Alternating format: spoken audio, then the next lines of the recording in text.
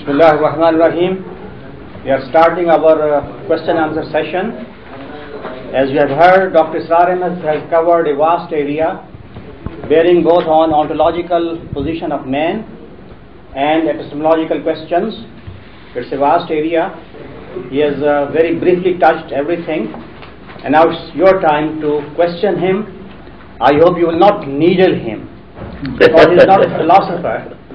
He is a medical practitioner switched over to spiritual healing, as I say generally.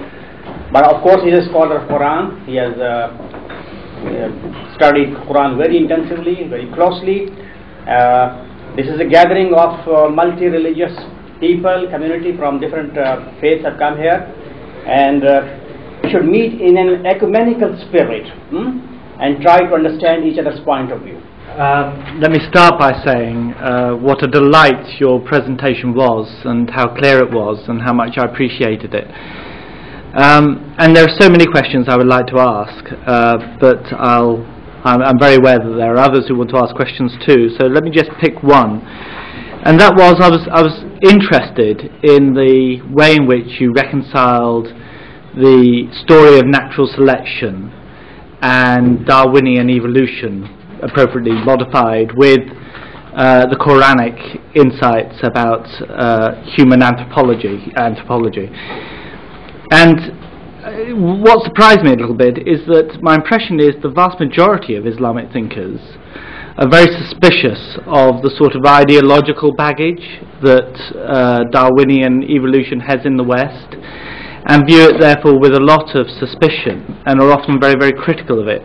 But you seem to be quite happy to talk about the fact that certainly the animal, human, did evolve from, animals, and it was in some point in that process we were given a spirit. And how do you find that? Do you find you have a lot of sympathy in the Islamic world for these positions, or do you find that you are often criticized for them? Thank you very much. Firstly, please note that I do believe in evolution, but not in Darwinian evolution. Evolution is something else, and the mode through which it has taken place is something else. The struggle for existence and the survival of the fittest and natural selection, and that automatically changes one species to another, this is wrong. At every change of species, we need another kun from God. And the mechanism of Darwinian evolution has not been proved, and not very much liked in the biological areas, in the academia. So every time we have to have a kun, and that change becomes from Allah subhanahu wa ta'ala. Now actually the damage that Darwinian evolution has done to humanity is because of the focus on the animal being only. Man is not an animal being only. He is a spiritual being also. And that is out from the discussions or studies or quest of the scholars. This spiritual existence has not come through evolution. It is direct from Allah, direct from God. So because I said it is the calamity and the tragedy of modern mind, that we have just shut our eyes from that side. And now, if we are only animals, now we can follow animals.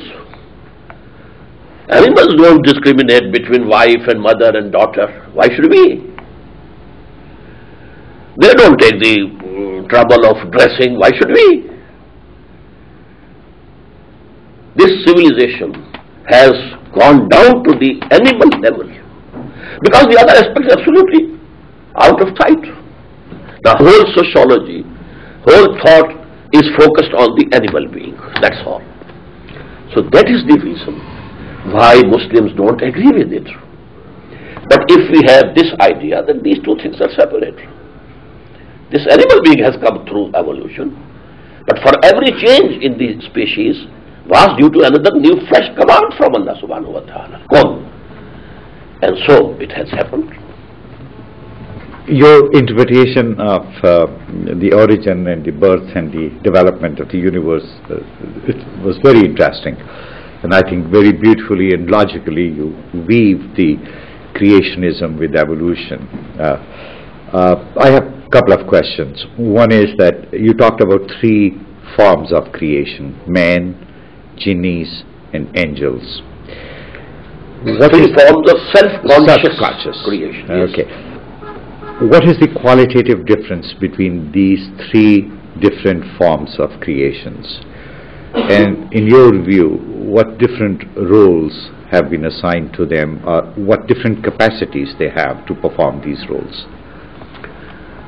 The angels were created out of light, and they are, so to say, the civil service, we call it. They are implementing divine commands. They have no animal existence at all, no lusts, no desires, no id, no libido. But then, human beings, they have been blessed with spirits. But jinns don't have spirits. They are alive. They don't have spirits. Therefore, no revelation could come to them. Revelation only could come to the human beings because they have that apparatus, that ruh, that spirit within them which receives it. The antenna is there, they don't have it.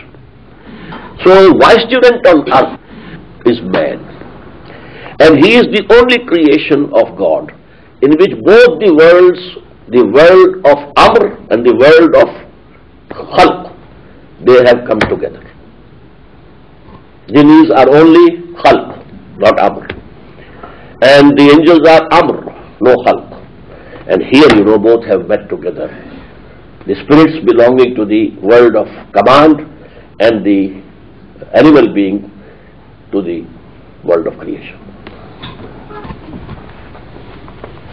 I'm trying to relate here in this very interesting and for me very instructive exposition that you have made today, that the thought about the body itself,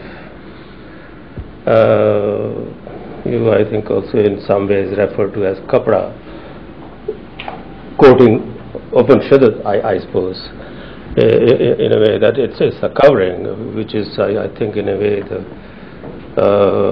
Sikhism looks at it. The kapra is, body is quoted, is named kapra quite often in the Guru Granth Sahib. And kapra, or the human incarnation, so to say, is the result of your karmas. Karmi ave kapra nadri mokh dwar. And it is through the grace, nadar, karam of God, that the moksha, the emancipation, salvation. Yes, salvation, the door of salvation only opens up through the grace of God. But it is through your karma, through your doings, through your actions in your prior births, that you got this human body. And this human body